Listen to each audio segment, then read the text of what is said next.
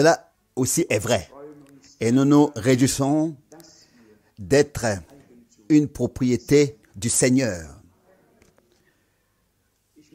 Je voudrais lire le psaume 27 avant la prière et je demande que nous nous levions pour cela. Psaume 27. Je lis du verset 1 au verset 8.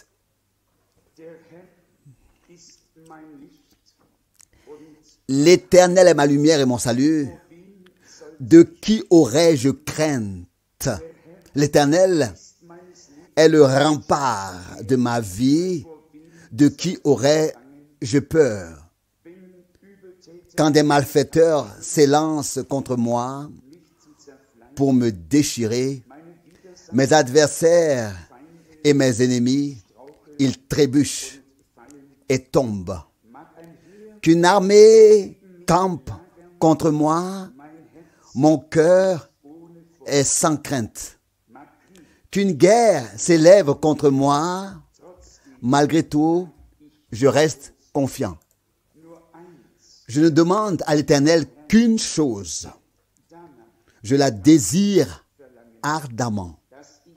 C'est d'habiter toute ma vie dans la maison de l'Éternel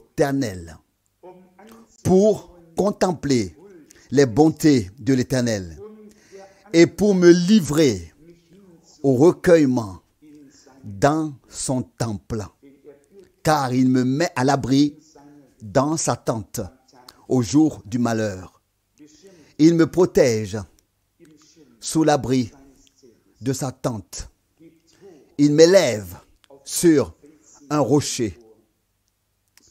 Alors ma tête s'élèvera sur mes ennemis qui m'entourent. J'offrirai dans sa tente des sacrifices avec des cris de joie. Je chanterai et je jouerai pour l'Éternel. Écoute-moi, Éternel. Je crie à haute voix vers toi. Oh, aie pitié de moi, exauce-moi. Mon cœur te réserve l'ordre que tu m'as donné. Vous chercherez ma face. C'est pourquoi, ô Éternel, je cherche ta face. Prions. Père céleste, nous n'avons pas les mots qu'il faut pour exprimer ce que nous ressentons. Comme ta sainte parole nous est devenue précieuse, combien chère et glorieuse est la parole révélée. Seigneur bien-aimé, sois avec nous en cette heure. Enlève toute détresse, enlève toute maladie, enlève toute entrave, enlève tout de nous, tout lien. Ô Seigneur, que ce jour, pour nous, un salut pour nous. Nous aussi, nous cherchons ta face et nous pouvons la trouver. Tu l'as tournée vers nous à Golgotha, Seigneur bien-aimé. Nous t'adorons, Seigneur, Dieu Tout-Puissant. Toi qui étais, toi qui es, et toi qui seras pour l'éternité, dans l'éternité. À toi seul revient toute gloire, tout honneur, toute exaltation. Sauveur bien-aimé, nous plaçons délibérément cette réunion sous ton sang, sous la couverture du sang de l'agneau, du sang sacré, saint, versé à Golgotha, par lequel, ô Seigneur, avec lequel, ô Seigneur, tu es entré dans le sanctuaire céleste en tant que souverain sacrificateur, fidèle. ce sang parle pour nous encore aujourd'hui. Il nous déclare libres. Il nous libère, il nous purifie, il nous sanctifie. C'est le sang de la nouvelle alliance. Alléluia, Seigneur. Aie pitié de nous.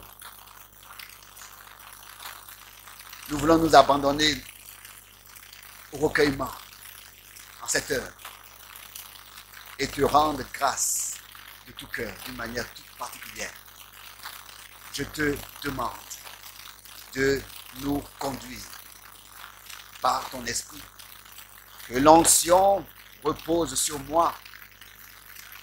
Que ce ne soit pas un homme qui nous parle, mais toi, Seigneur, qui puisse nous parler par ta parole. Tu connais les multiples besoins de chacun.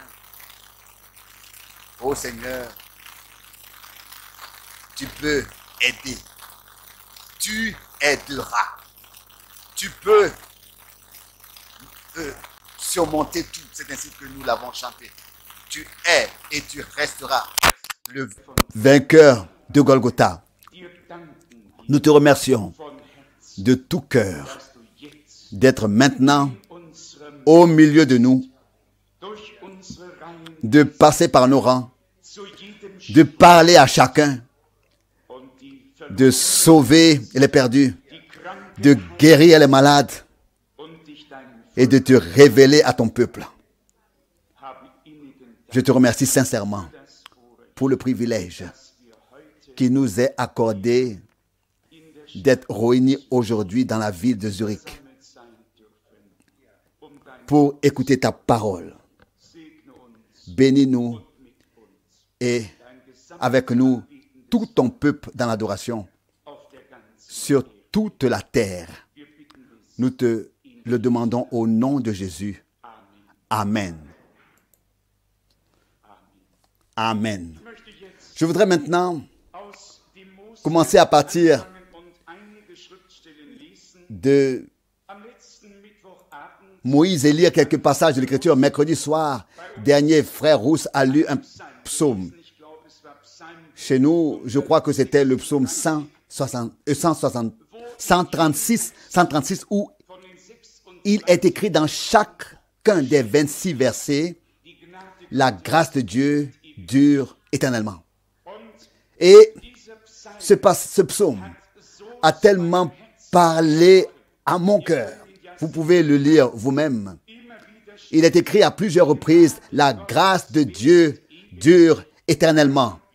Puis vient un autre verset, et à la fin, il est à nouveau écrit, la grâce de Dieu dure éternellement.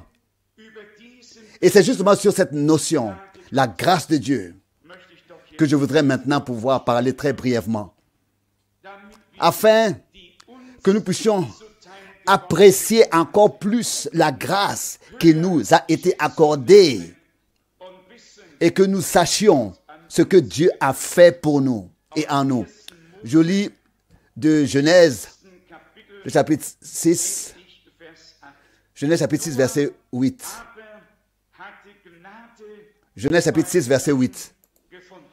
Mais Noé trouva grâce aux yeux de l'Éternel. De quoi s'agit-il à ce moment-là? De quoi il s'agit-il dans ce temps? C'est de trouver grâce aux yeux de Dieu. Et nous verrons, celui qui trouve grâce aux yeux de Dieu, il lui fait connaître ses voies. Je voudrais lire le passage bien connu de Genèse 18. De Genèse 18, les 3 premiers versets. Genèse 18, les 3 premiers versets.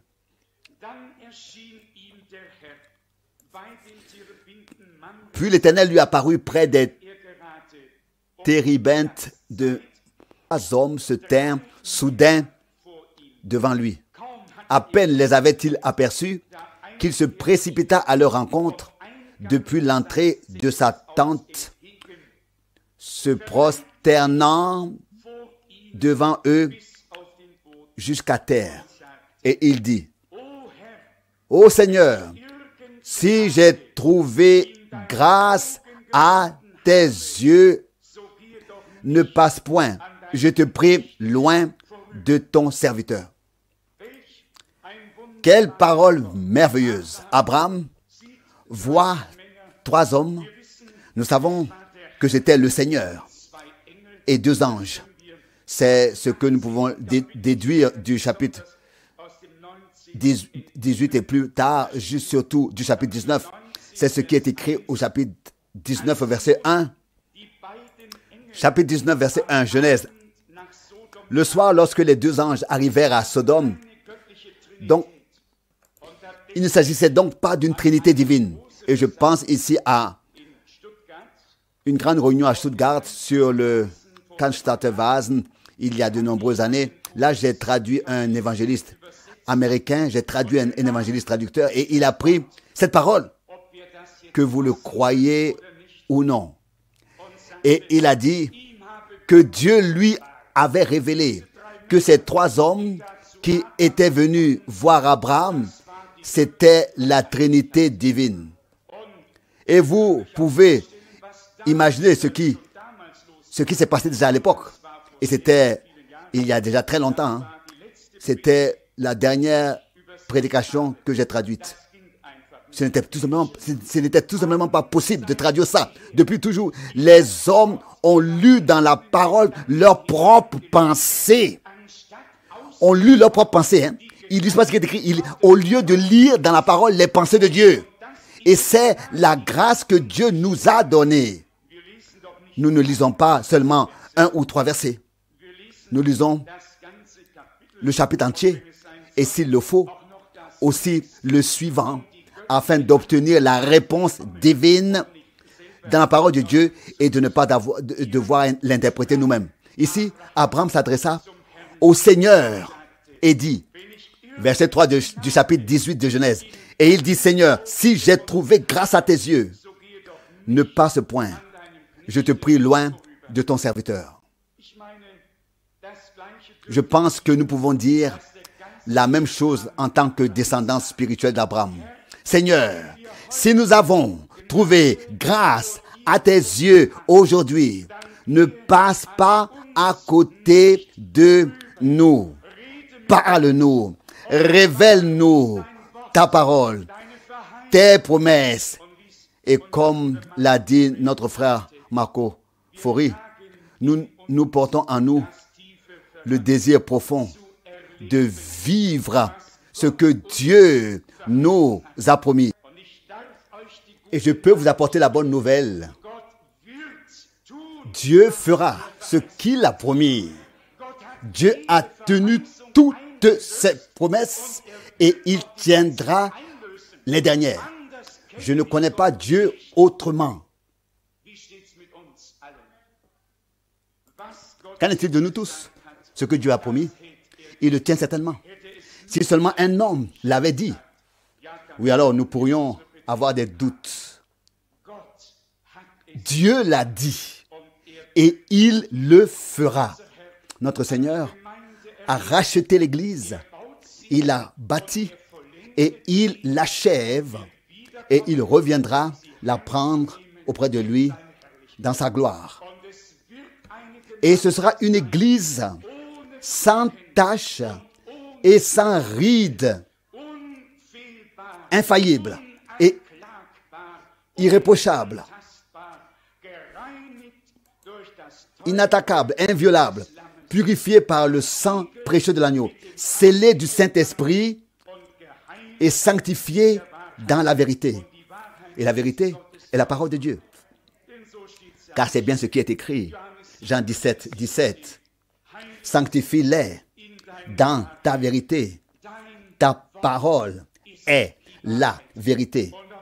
Et aussi la pensée est devenue si grande pour nous que plus plus le temps passe, plus notre désir monte et s'élève d'être en accord avec Dieu et la parole de Dieu. Et que ainsi le Seigneur puisse témoigner de lui-même et manifester sa puissance. Le passage suivant se trouve dans Exode 33, aussi très connu de tous, mais justement parce que nous Oui, puisque nous avons déjà repris cette pensée, lisons encore ce passage. Exode 22, Exode 33, pardon, verset 13. Exode 33, verset 13. Exode 33, 13. Si vraiment j'ai trouvé grâce à tes yeux, fais-moi connaître tes projets, afin que je te connaisse et que j'aille trouver grâce à tes yeux. Souviens-toi aussi que ce peuple est ton peuple. Dieu connaît les siens. Nous sommes son peuple. Et si nous avons trouvé grâce à ses yeux, il nous fait connaître ses voies. Je voudrais lire les versets 6 à 9. 6 à 9 d'Exode 34. L'Éternel passa devant lui et s'écria: L'Éternel, l'Éternel est un Dieu miséricordieux et compatissant, lent à la colère et riche en grâce et fidélité. Amen. Amen. Riche en grâce et fidélité et en fidélité. Il a relu le verset 6, la fin. Ensuite, le verset 7, qui conserve la grâce pour des milliers, qui pardonne l'iniquité et la transgression et le péché, mais qui ne laisse nullement impuni le coupable, mais qui punit la faute des pères sur les enfants et sur les enfants des enfants, sur la 3e et sur la 4e génération. Ce qui m'intéresse surtout maintenant, c'est encore le verset 8. Moïse se hâta de s'incliner jusqu'à terre et de se prosterner et dit, verset 9 maintenant, si j'ai trouvé grâce à tes yeux, ô Seigneur, que mon Seigneur marche au milieu de nous, car c'est un peuple au cou raide. Mais pardonne-nous nos fautes et nos péchés, et que nous soyons ta propriété. Amen.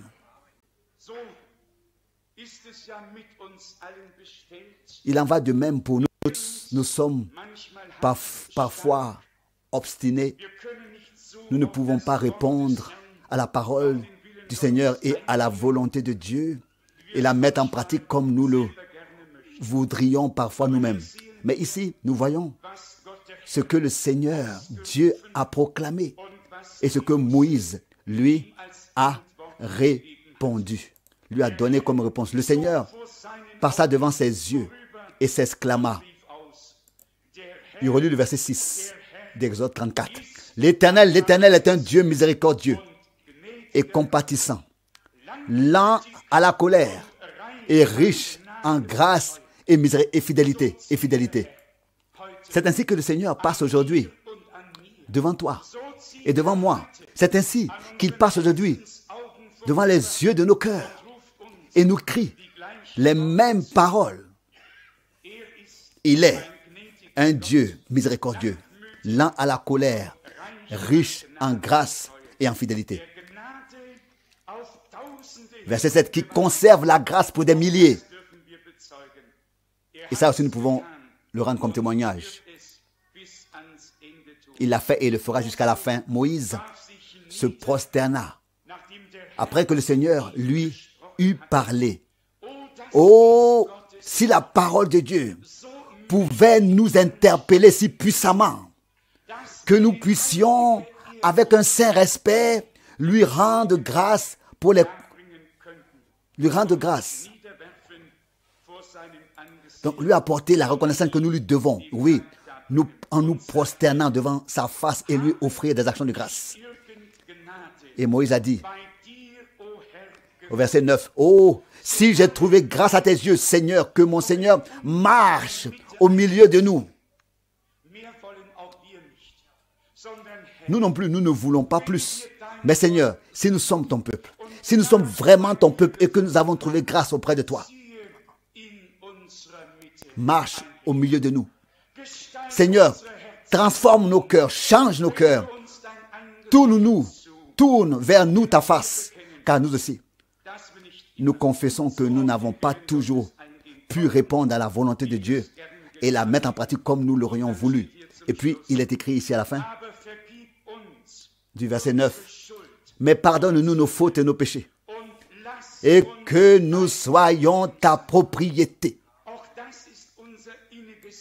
Cela aussi, c'est notre prière intime. Seigneur, pardonne toute faute, toute transgression, toute infidélité envers toi et ta parole. Là où nous qui ne t'avons pas, là où nous aurons dû rendre témoignage de toi et nous ne l'avons pas fait. Et ainsi de suite. Pardonne-nous nos fautes et nos péchés. Et fais que nous soyons ta propriété.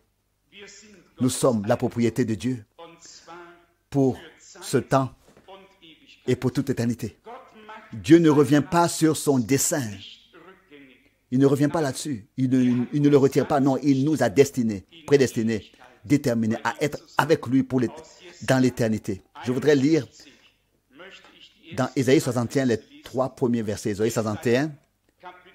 Ésaïe 61, les 3 premiers versets. L'Esprit de l'Éternel, Dieu est sur moi, parce que l'Éternel m'a oint pour porter un joyeux message aux affligés, parce qu'il m'a envoyé pour panser ceux qui ont le cœur brisé, pour proclamer aux captifs la délivrance et aux enchaînés la libération. Et maintenant arrive le verset. Pour publier une année de grâce de l'Éternel et un jour de vengeance de notre Dieu, pour consoler tous les affligés. Peut-être, jusqu'ici, vous pouvez lire, vous pouvez continuer à lire. Il s'agit principalement ici du fait que notre Seigneur est venu pour vraiment sauver, guérir, penser, libérer ceux qui sont liés. L'a-t-il fait? Il l'a fait. Et par la prédication, nous pouvons dire aux gens que les promesses de l'Ancien Testament en Jésus-Christ, pendant la Nouvelle Alliance, sont devenues réalité par grâce. Annoncer la libération aux prisonniers, pour proclamer aux captifs la délivrance et aux enchaînés la libération. La fin du verset 1. Ensuite, le verset 2. Pour publier une année de grâce de l'Éternel. Vous savez ce qu'était cette année de grâce? C'était l'année du jubilé, l'année du salut, l'année après laquelle 7 fois 7 ans s'étaient écoulés, c'est-à-dire 49 ans. Ensuite vint l'année du Seigneur, l'année de la délivrance, l'année où tous furent libérés de l'esclavage. Une année de grâce du Seigneur a été proclamée au grand jour des expiations, au son de la trompette. Et ça aussi c'est très important. Elle n'a pas seulement été proclamée, mais elle a été proclamée le jour des expiations, le jour des expiations de la réconciliation. Vous avez tous bien lu la Bible. Si je vous donne tous les passages, vous ne lirez pas assez. Mais vous pouvez bien vous-même consulter ces versets. Le jour des expiations, le jour de la réconciliation, c'est au son des trompettes c'est au son de la trompette que l'année de jubilé connue comme l'année de joie a été proclamée et que tous pouvaient sortir libres. C'est à cet état, c'est à cette année-là, à cela que notre Seigneur s'est référé lorsqu'il a dit de proclamer, pour proclamer une année de grâce du Seigneur et non pas une année de grâce d'un homme. Mais, et c'est encore la même chose aujourd'hui, c'est en effet le jour du salut, c'est le temps agréable. Et ainsi comme le son d'une trompette, la trompette de l'évangile, du plein évangile, retentit. Les trompettes du plein évangile retentissent pour que tous puissent sortir librement. Parce que le prix a été payé à Golgotha. Tous ceux qui ont cru en Jésus-Christ peuvent sortir librement. La dette a été payée. Les fautes expiées, le péché pardonné, les péchés pardonnés, nous avons été réconciliés avec Dieu.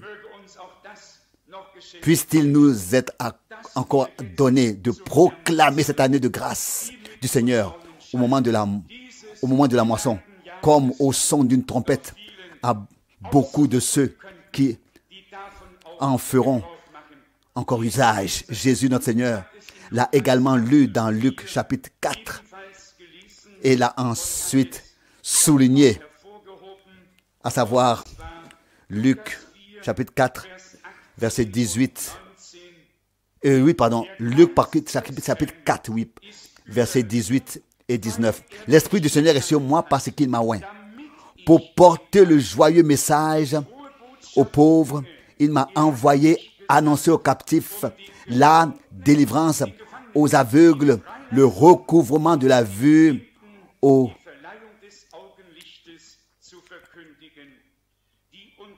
opprimés,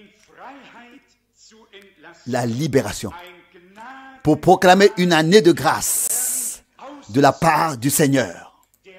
Le Seigneur lui-même a proclamé l'année de grâce du Seigneur.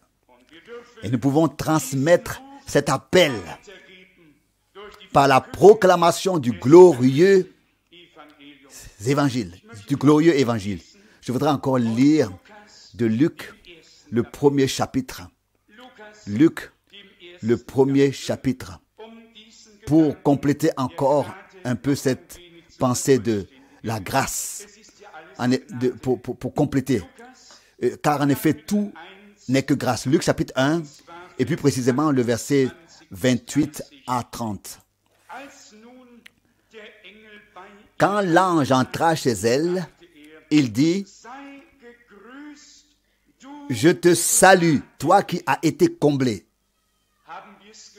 L'avons-nous entendu? Je te salue, toi qui as été comblé. Le Seigneur nous salue. Nous sommes ceux qui ont été comblés par le Seigneur. Et c'est pourquoi la nouvelle naissance est devenue possible en nous, comme la naissance du Christ est devenue possible parce qu'un homme avait trouvé grâce.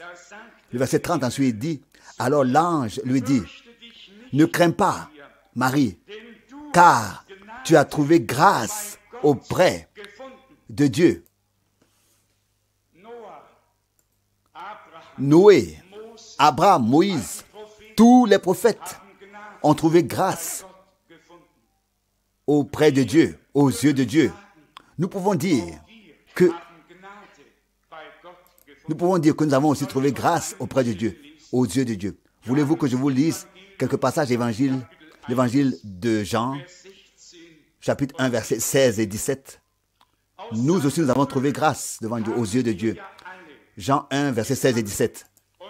En effet, de sa plénitude, nous avons trouvé grâce, nous avons reçu grâce sur grâce, car la loi a été donnée par Moïse. Mais la grâce et la vérité sont venues par Jésus-Christ. Amen. La loi par Moïse, la condamnation, etc. Mais la grâce et la vérité sont venues par Jésus-Christ. Il y a un passage particulier dans l'Écriture qui pourrait peut-être être une bénédiction pour l'un et l'autre si nous le lisions ensemble maintenant. J'espère que je le trouverai. Il s'agit du moment où Paul a effectivement demandé au Seigneur d'ordonner à Satan de ne plus le frapper à coups de poing. Je vais le lire comme consolation pour tous ceux à qui le diable mène la vie dure. Et il y a bien des coups qui nous sont portés de manière très différente. Mais écoutez ce qui est écrit à ce sujet dans la parole de Dieu. 2 Corinthiens, chapitre 12. Et ici, nous commençons avec le verset 7. Et aussi à cause de la grandeur extraordinaire des révélations, c'est pourquoi aussi, pour que je ne m'élève pas, il m'a été donné une épine dans la chair, un ange de Satan qui doit me frapper à coups de poing, de peur que je ne m'élève. 3 fois, j'ai prié le Seigneur de l'éloigner de moi. De l'éloigner de moi. Mais il m'a dit, ma grâce te suffit. Ou d'autres traductions disent, que ma grâce te suffise, ou alors laisse-toi satisfaire par ma grâce, car ma puissance atteint sa perfection, son plein effet dans la faiblesse. Lorsque nous recevons certains coups, nous demandons immédiatement au Seigneur que cela suffise maintenant. Nous ne pouvons plus le supporter. Et nous voyons ici qu'un grand homme de Dieu se voit dire par le Seigneur, laisse-toi satisfaire par ma grâce. Qu'est-ce que la grâce? Pour que nous en sortions pour que nous en sortions indemnes. Non, la grâce, c'est d'aller fidèlement de l'avant dans toutes les épreuves, demeurer fidèle. La grâce, c'est de porter les fardeaux qui nous sont imposés. La grâce, c'est de rester fidèle et de persévérer malgré tout. Selon la parole de l'Écriture, celui qui reste fidèle jusqu'à la fin sera couronné. Vous, qui êtes déjà plus âgés que moi, et que vous devez aussi porter certaines choses de manière purement extérieure, peut-être vous dites, oui, il faut qu'il en soit ainsi, comme je l'ai dit tout à l'heure. Il y a bien des choses que nous aimerions voir autrement, telles qu'elles sont. Et pourtant, un véritable enfant de Dieu ne se plaindra pas et ne jugera pas le Seigneur ou son propre destin à long terme. En fin de compte, nous nous soumettons de tout cœur à la volonté de Dieu et nous nous satisfaisons de sa grâce, car sa grâce est puissante dans les faibles. Que voulez-vous? Plutôt la grâce et ensuite quelques coups de l'ennemi, ou pas de coups du tout et ensuite pas de grâce non plus. Mieux vaut subir un peu et rester fidèle à celui qui nous a appelés, qui nous a rachetés et placés à sa suite, plutôt que d'avoir une vie qui n'est pas du tout touchée. Vous savez, ce qui m'a encore frappé, Paul a placé le terme de grâce au début et à la fin de la plupart de ses épîtres. La grâce de Dieu est la première et la dernière chose, selon la parole de l'Écriture. Celui à qui je fais grâce, je lui fais grâce. J'ai devant moi 2 Corinthiens 13, le dernier verset.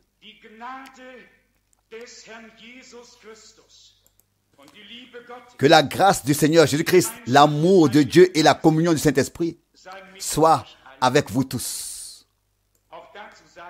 Là aussi nous disons Amen, car nous avons la révélation de Dieu. C'est l'amour de Dieu qui a été répandu dans nos cœurs par le Saint-Esprit. Et c'est dans cet amour divin répandu par le Saint-Esprit que nous sommes en communion avec Dieu et que nous avons communion avec Dieu. Et la communion avec Dieu est par le Saint-Esprit. Regardez comme Dieu a fait des choses merveilleuses avec ses révélations. Il est venu dans la chair pour nous racheter et payer le prix. Puis, il est venu en esprit pour habiter dans l'air racheté par le Saint-Esprit.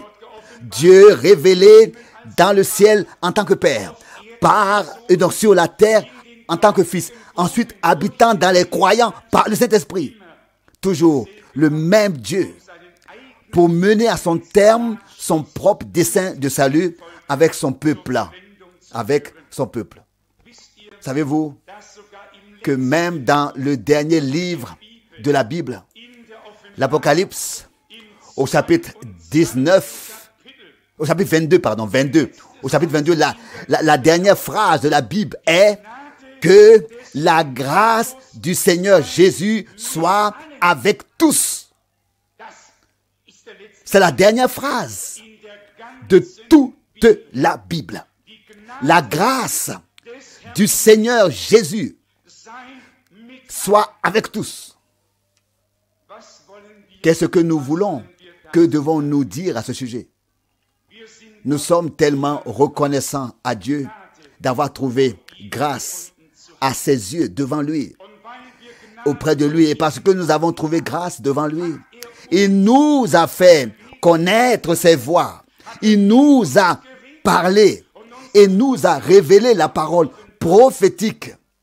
Et c'est aussi en cela que nous avons reconnu avoir trouvé grâce devant Dieu. Nous ne glorifions pas un homme. Nous rendons gloire à Dieu et à lui seul. Mais nous reconnaissons de tout cœur que Dieu a parlé par la bouche des hommes et que nous avons reçu et accepté le message divin comme la parole de Dieu. Paul a d'ailleurs écrit à l'époque: vous avez reçu la parole qui vous a été prêchée, non comme la parole d'un homme, mais comme étant la parole de Dieu, ce qu'elle est. En effet, c'est ce qui est écrit. Il en va de même pour nous. Nous avons reçu la parole de Dieu. Elle nous a été prêchée et écrite par des prophètes et des apôtres. Mais elle nous a finalement été révélée par le Saint-Esprit, par grâce.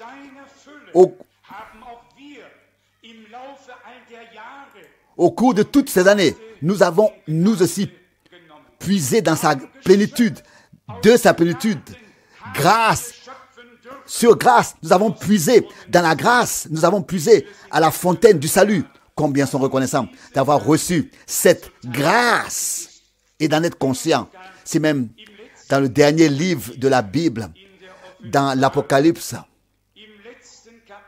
au dernier chapitre, le dernier verset, il est encore parlé là de la grâce du Seigneur Jésus.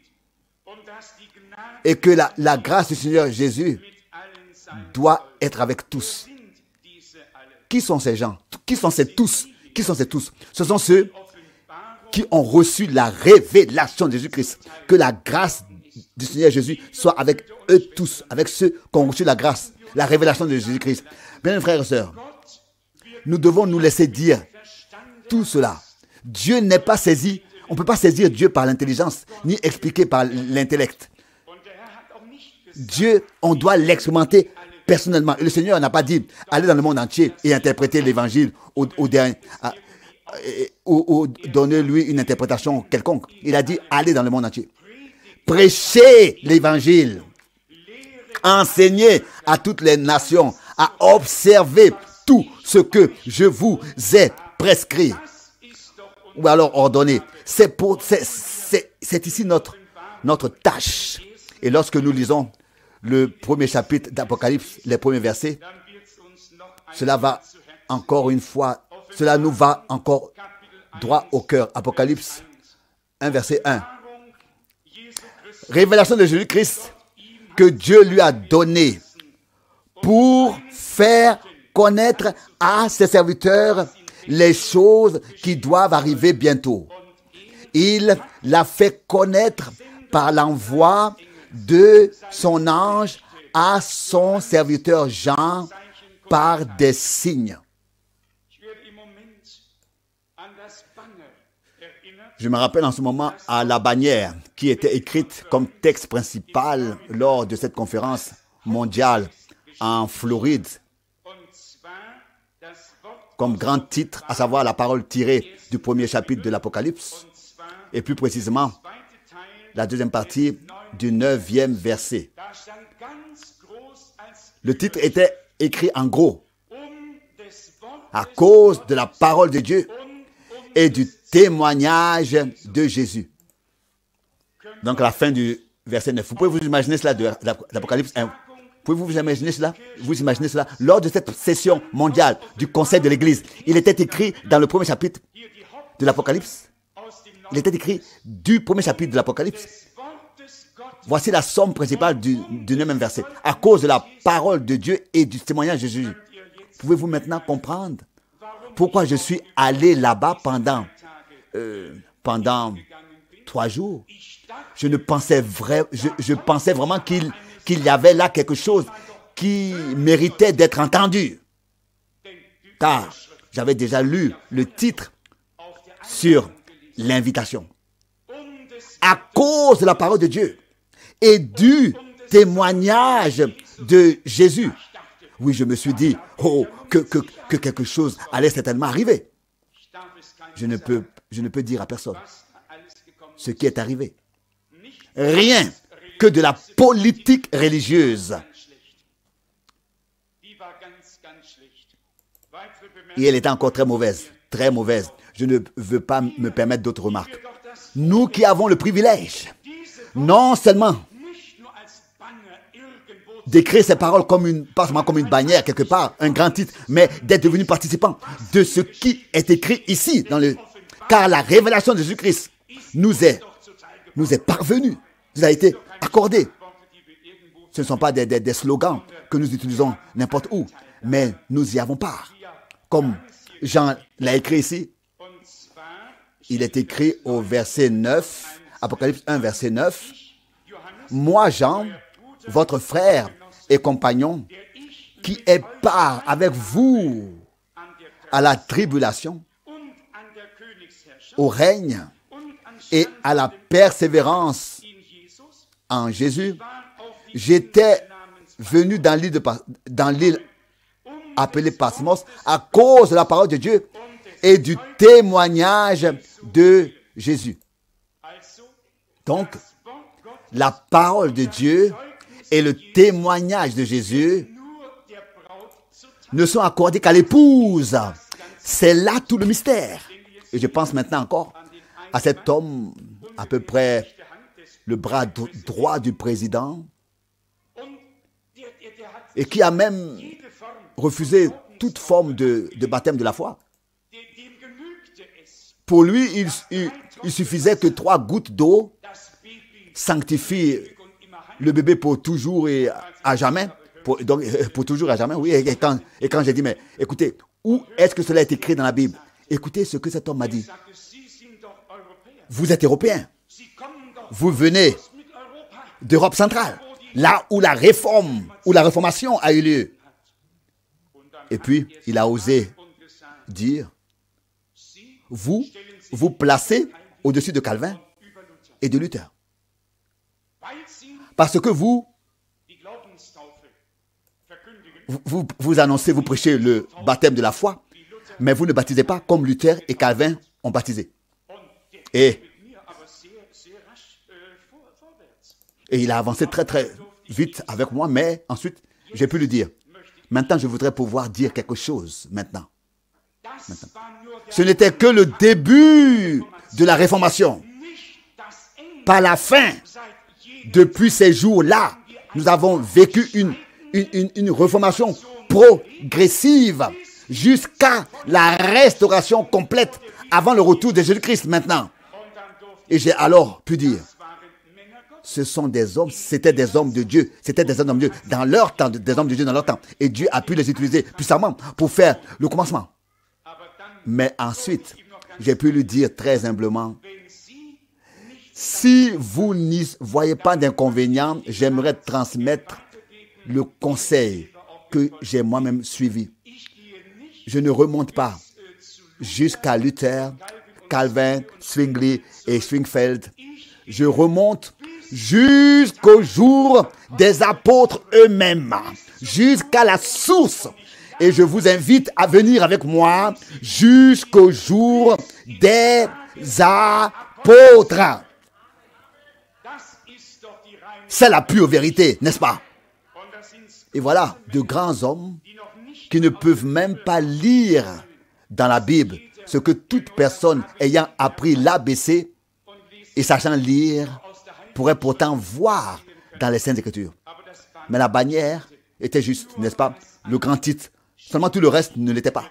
Nous pouvons, et laissez-moi conclure par là, souligner encore une fois ce que signifie vraiment la grâce. Noé avait trouvé grâce aux yeux de Dieu, auprès de Dieu. Le Seigneur a pu lui parler, a pu parler avec lui, lui a montré le chemin et ce qu'il devait faire. Abraham s'est prosterné devant le Seigneur et s'est exclamé, si j'ai trouvé grâce à tes yeux, ne passe pas à côté de ton serviteur. Moïse et tous les autres ont trouvé grâce devant Dieu. C'était déjà le cas dans l'Ancien Testament. Mais la grâce de Dieu n'est pas aussi nouvelle que certains le pensent. Il y avait des hommes qui avaient été comblés dans l'Ancien Testament. Et il y a des hommes comblés dans le Nouveau Testament. Dans l'Ancien Testament, ils regardaient vers le Christ, le Messie, et l'attendaient. Nous regardons maintenant en arrière et Golgotha constitue le point central et est en quelque sorte l'accomplissement de ce que Dieu a prédit dans l'Ancien Testament. Mais il y a eu des hommes graciés, des hommes comblés dans l'Ancien Testament, et il y a des hommes comblés dans le Nouveau Testament qui ont reçu la grâce de Dieu. Et Dieu s'est toujours révélé à eux, leur a fait connaître ses voies et son action en leur temps.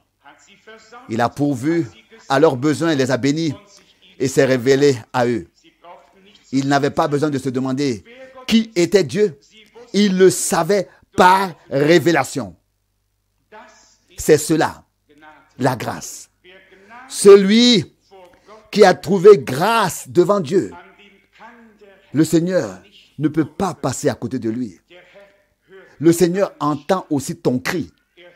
Il répond maintenant à ton appel. Il ne passe pas à côté de toi. Il s'arrête et demande, que veux-tu que je te fasse? Et laisse-moi le dire, nous avons trouvé grâce devant Dieu. Grâce de devenir croyant. Grâce de reconnaître le Seigneur. Grâce de pouvoir accepter sa parole révélée dans la foi. Grâce de ne pas trébucher sur quoi que ce soit. Grâce d'aller de l'avant. Et je suis convaincu que celui qui a commencé achèvera aussi. Par la grâce, nous y serons. Je pense maintenant à ce que disait frère Branham. Il aimait chanter le cantique Amazing Grace, une grâce étonnante. De tout son cœur, il chantait ce cantique. Puis il a dit, quand vous m'entendrez chanter là-bas, ce sera le cantique Amazing Grace, une grâce étonnante.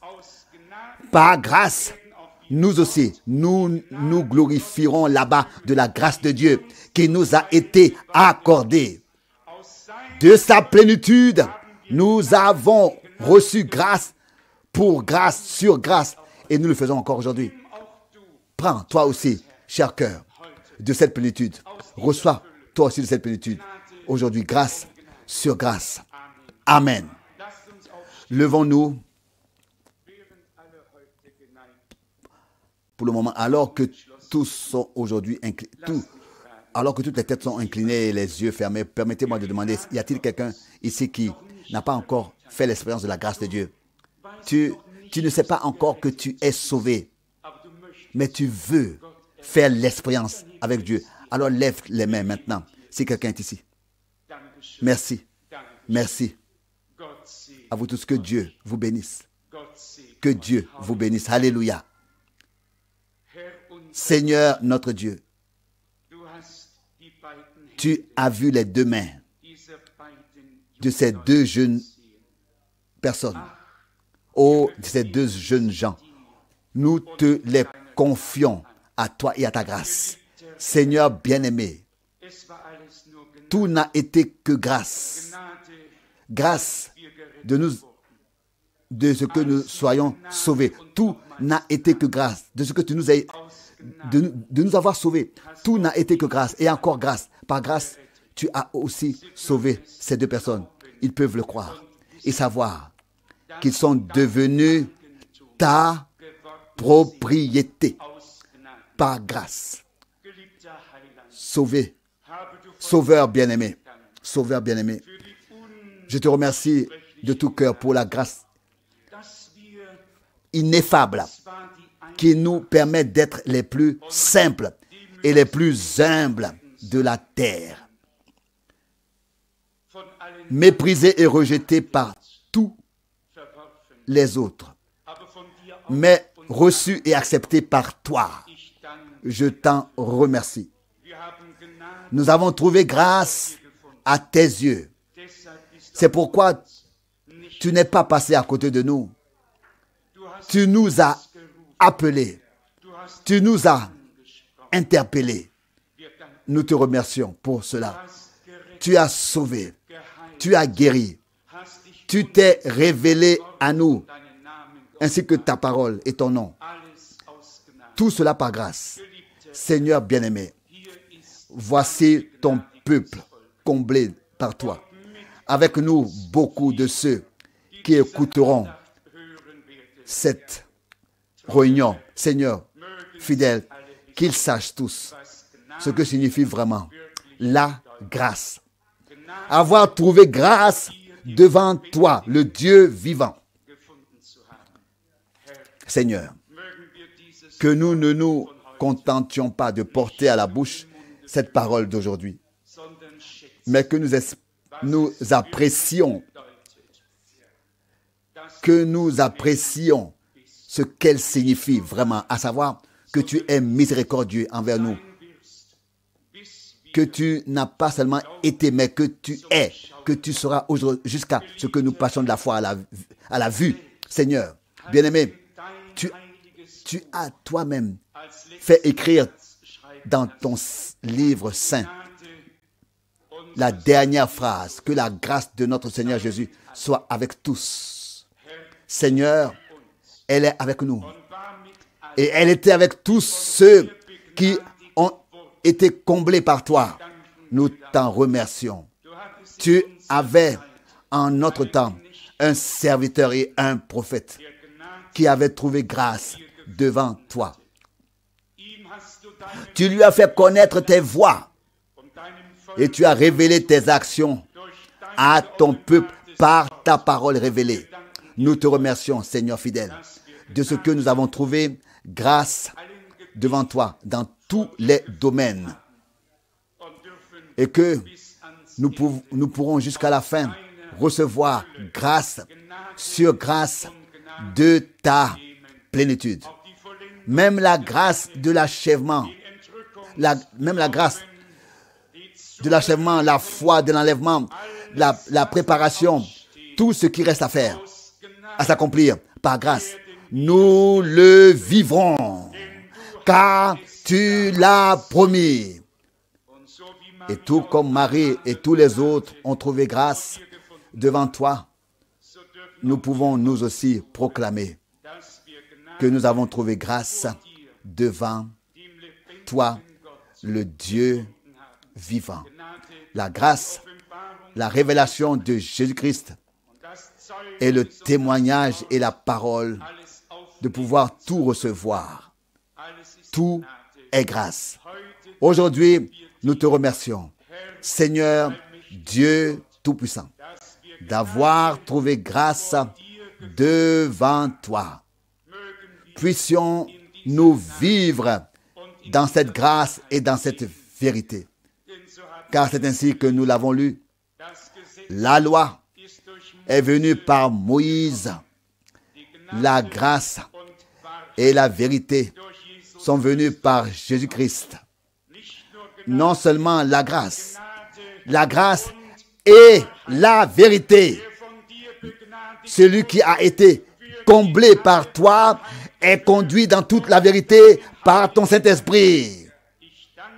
Je t'en remercie aussi, Seigneur, bien-aimé, de tout mon cœur et de toute mon âme.